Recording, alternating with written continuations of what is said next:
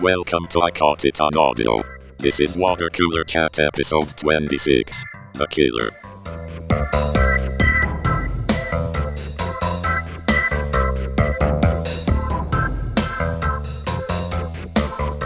Hello and welcome to I Caught It on Audio. We're going to gather around the water cooler today and have a chat about The Killer. We've decided to take a look at movies that we think might get nominated for Best Picture in the upcoming Academy Awards, and this is one that has a little bit of buzz around it.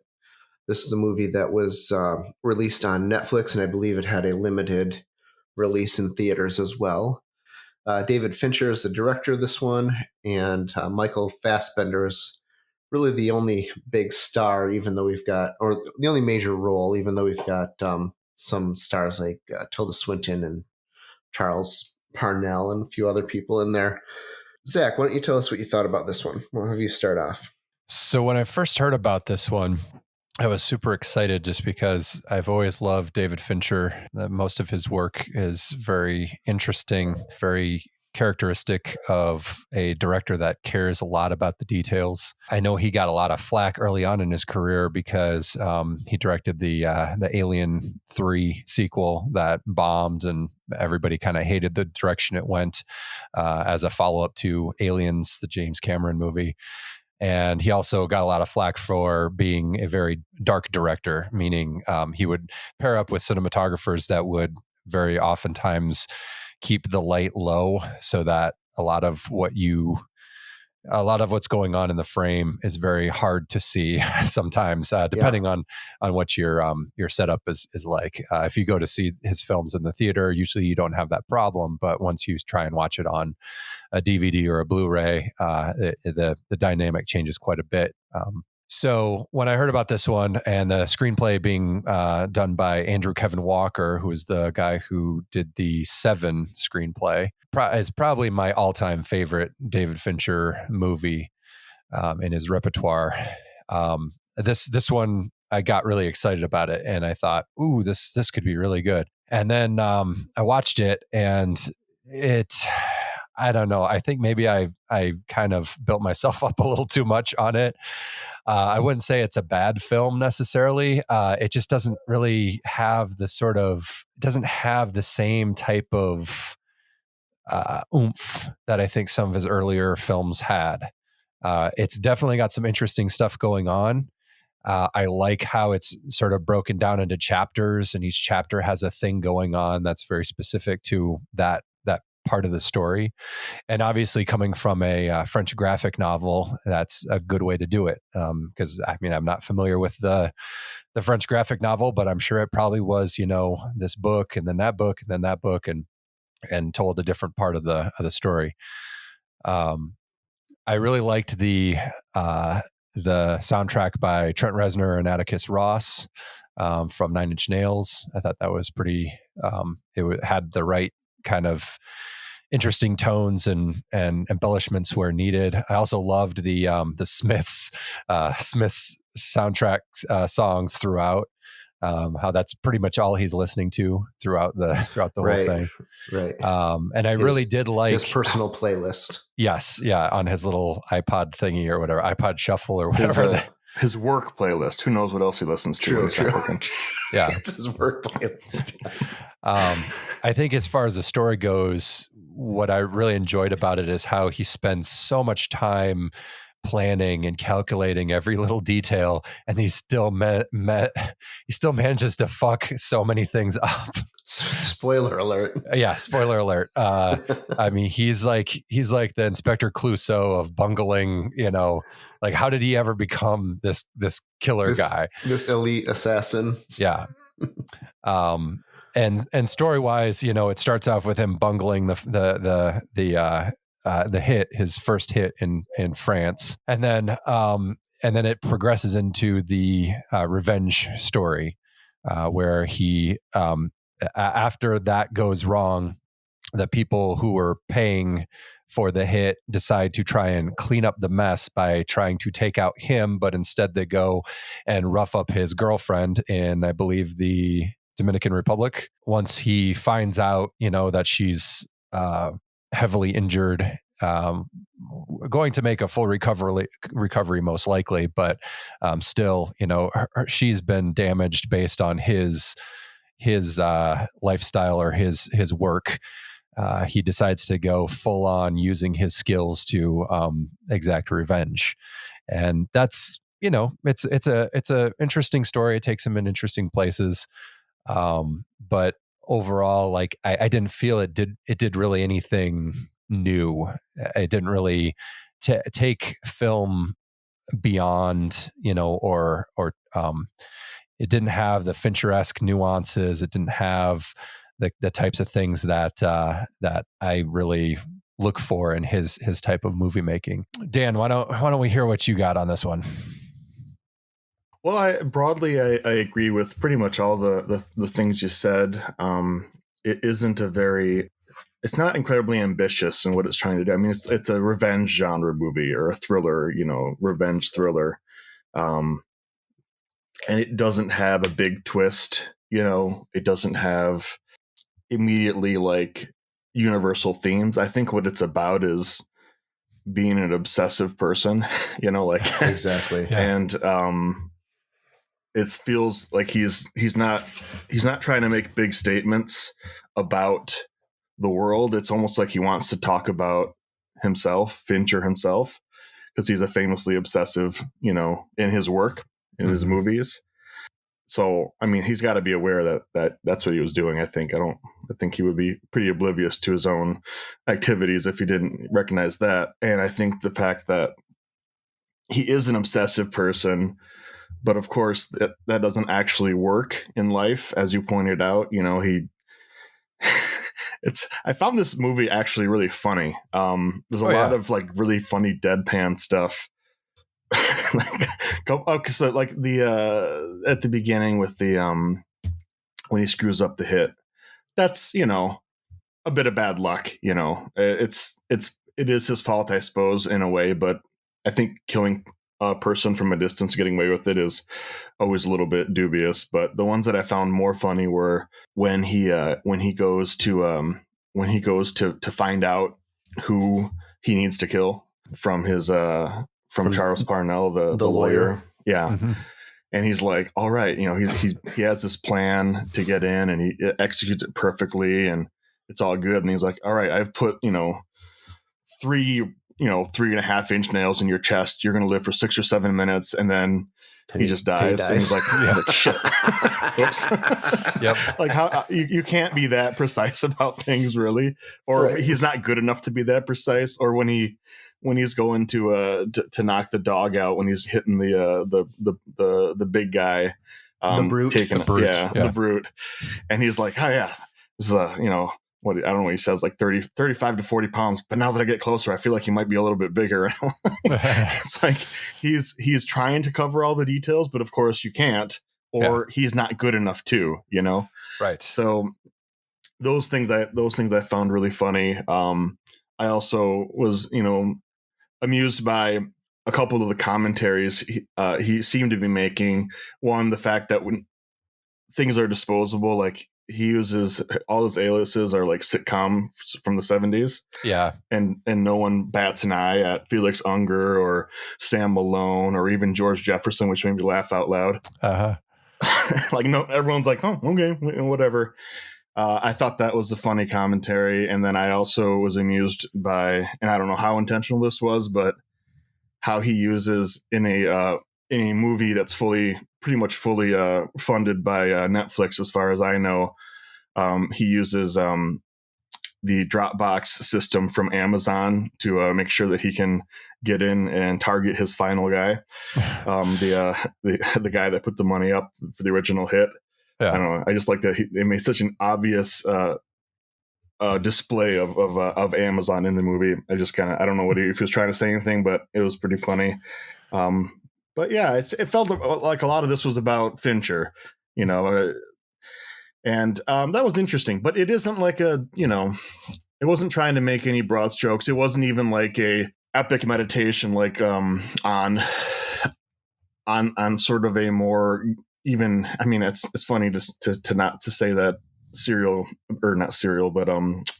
being an assassin is isn't that grim, but it didn't feel grim because of the sort of lightness and, the juxtaposition between a person who strives as hard as he can to be emotionless, but then listens to the most like over the top, whiny emotional music possible. And I'm not saying that the Smiths is bad. I'm just saying that's the opposite of how he's trying to live his life, Mhm. So it's all kind of leaking out. And I don't know. I didn't think it was ambitious like Zodiac, where it's like, we're going to make a 3-hour, incredibly tense movie, but it had these great set pieces, like when he runs away after he fails his first hit, or when he has the fight sequence, which, I feel like he could have done better setting that all up too outside of the dog thing. There's just all these great scenes and sequences. Yeah, it felt like a good, enjoyable, kind of more like a Panic Room level movie. Yeah, right. Where you're like, this is very good. Absolutely right. This is very well done. But at the same time, it doesn't feel like an essential. But as I said, I'd rewatch this movie because there were so many fun visual, so many meticulous things, and I thought it was good. Dave, do you have any thoughts, or did Matt, Zach, and I manage to chew up every possible thing before it got to you? I just think the stakes were extremely low. I didn't ever feel like he wasn't going to succeed. And when we found out that the girlfriend who we had never met had been, assaulted and for some reason not killed, I'm not sure how that played out, but why didn't they kill her? Like, right.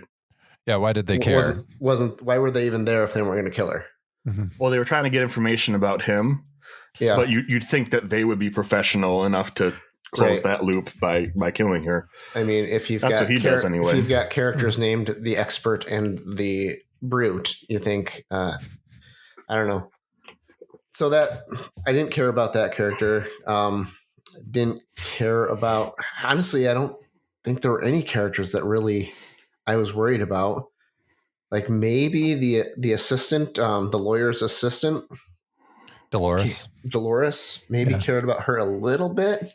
Well, they actually let her, like, did you notice that the only time we weren't in the killer's perspective was when he goes into the house and she's sitting in the car desperately trying to break out of her, her zip tie handcuffs. That's the only time we actually saw another person experience emotions without him there, from his perspective.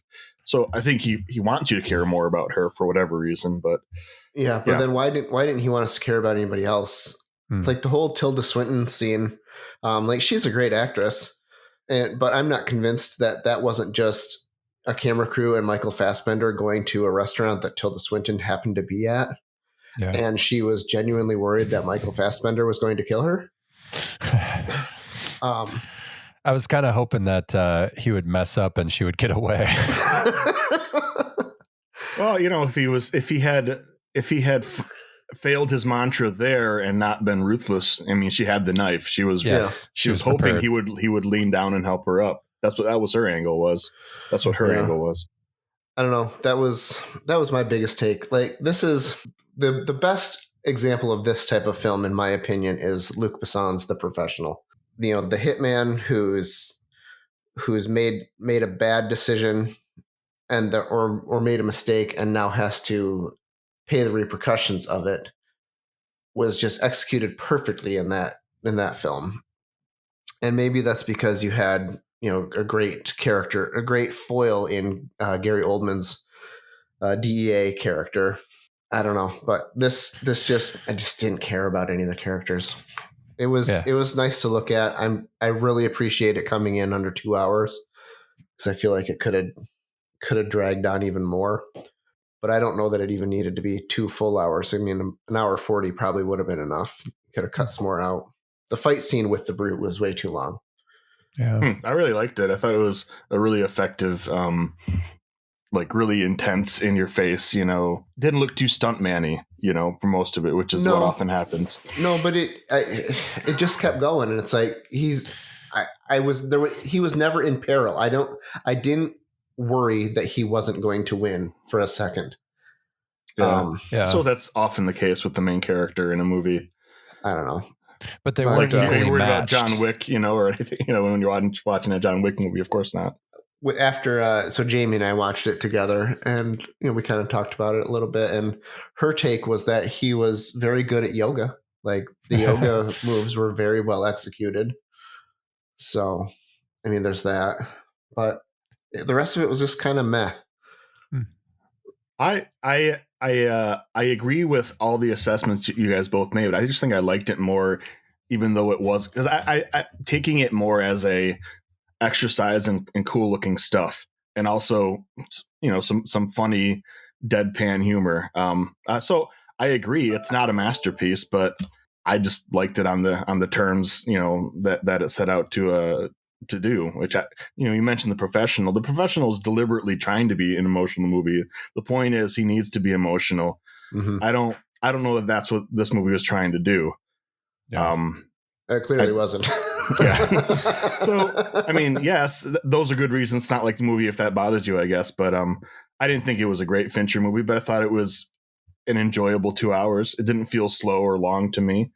Yeah, I was happy. I was happy with the movie while also not thinking this is one of the best movies of the year, or I hope this wins a bunch of awards, or this is my favorite Fincher or anything like that. But he's certainly done better stuff. But I thought this was just it's a really good director who's very good at making movies, making a really good looking movie, and I wasn't bothered by as much by some of those complaints, although I know where you're coming from on them. Yeah, and the thing is, I think we are to the point in cinema where at the very least it's got to be a good looking movie, and there are very few movies that don't accomplish that.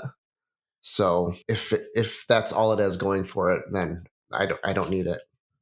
So why don't we take a look at the Oscar categories here and see whether we think this is going to fit into any of them. Do we think Fassbender gets nominated for Best Actor? I think he probably will. I don't necessarily think that his performance was like anything amazing, but the cold calculated, I mean, I think he did a little bit better android in this than he did in the two Ridley Scott Alien movies. So he's got the cold emotionless android thing down pat, and anytime you need an android or someone without emotion, I think you get Michael Fassbender. Yeah. What do you think, Dan? I don't think he's going to get nominated. It wasn't a super showy. I mean, it was a physically, impressive, I suppose. He was in really good shape, but yeah. I don't think it was going to result in a nomination personally. What do you think? Yeah, I don't think so either. I didn't think he did a poor performance, but I feel like there's going to be 5 guys that did better. I'd rather see Ryan Gosling, and I'd rather see what's his name, Cillian Murphy at this point of the movies we have watched. But I don't. It just doesn't feel like a big, showy. This is going to win a bunch of awards kind of movie to me. Yeah, it feels more like really solidly packed genre film entertainment. That everything was done very, very well, but nothing was spectacular. Yeah. So what do we think about? I don't think there's any supporting acting nominations in this one. Do you guys? No. I mean, maybe Tilda Swinton. So. Not that I think she particularly deserves it. I thought she did quite well, but I don't feel like the part was so small. Yeah, I just don't feel it's more like if they had a cameo Oscar, like best 10 minutes or less. Right. But that doesn't exist. So what do we think about things like costume design and production design and all that stuff? The visual effects. I think production design is certainly a possibility. All Fincher movies look kind of immaculate. Yep. I enjoyed his, what did he describe it as, his German tourist attire, but I don't think that's going to win him any awards either. Right. No, it's not particularly novel, but it was very cool looking. Yeah. What was his argument? No one would ever want to speak to a German tourist. What about music and sound? I think there's a good chance it gets that. The Nine Inch Nails soundtrack was really good. Yep. I think so. Yeah, maybe that. I thought it was good. nominated. But anyway. what you really remember more about it is the Smiths, you know? Yeah, no, that's true. But yeah, that's a possible nomination, I think. That's more likely than the other stuff we've talked about that where we said no, I think. And what about cinematography? Maybe. Again, it just doesn't feel that ambitious. Yeah. I don't think it's going to garner it. It's not the kind of movie that's going to garner that kind of attention, I don't think. No. Editing? Possibly. I'm not sure how that differentiates from cinematography, honestly, but well, I think the editing is where you make the cuts, and the cinematography is what the picture looks like. Okay. You know. But I'm not an expert on that. I would say possibly editing because I don't know enough about editing to know. You know, I know it felt very meticulous and exacting. Yeah. So that sounds like it could be editing to me. What about adapted screenplay? Zach, you said it was based on a French graphic I think novel, that's a possibility. Yeah, I think it's a possibility. I don't know. I mean, like everything you guys are saying is exactly right. It's not like at that level of the Oscars, but at the same time, like they very specifically put it in theaters to try and signal and garner that type of response. That kind of buzz. Yeah. I think it will get nominated for a few, but I highly doubt it's going to win anything, honestly. No, I completely agree with that. So directing, we've got David Fincher. You think he's going to get nominated for this? Probably not. Probably not, only because there's only 5 slots. Yeah. If there were 10 slots, I think so, but... And then do we think it'll get in the 10 slots of the Best Picture nomination? I think there's a good likelihood because given that you need to pick 10, I just don't think that there's that many great films that should be nominated, and this will easily make the 10 cut. There's like 5 or 6 kind of locks, and then there's what would the last handful be? Okay. Yeah. And this could definitely be one of them because of his reputation and the fact that it's very well made. I don't know if it's one of the 10 best movies of the year, but it might sneak in. You think it'll get in, Dave? It's possible. I never know how this all is going to pan out. So there's a bunch of smaller movies, like May December, Past Lives, Anatomy of a Fall, Zone of Interest. That it's like those could just completely slide by and get nothing. Or people could hop on board, and that's the question. This is a bigger, more obviously prestigious movie, which I think sometimes the Oscars like, but sometimes now that they have 10, they end up gives them room to go for the little movies, that aren't as big a budget. Does Wes Anderson have something this season? Yeah, he's got so that's out Asteroid City. Slot. So that seems likely. Anyway, I don't know. I feel like there might be 10 better films than this, or 10 films more likely to get nominated than this. I guarantee you there's 10 films better than this. But so if you're listening to this in something that's got comments, tell us what you think about the movie. And if you want more content like this, you can find everything we have done at 64tacos.com. And if you really liked it, go to buymeacoffee.com/64tacos. And you can buy us a taco. Thanks for listening.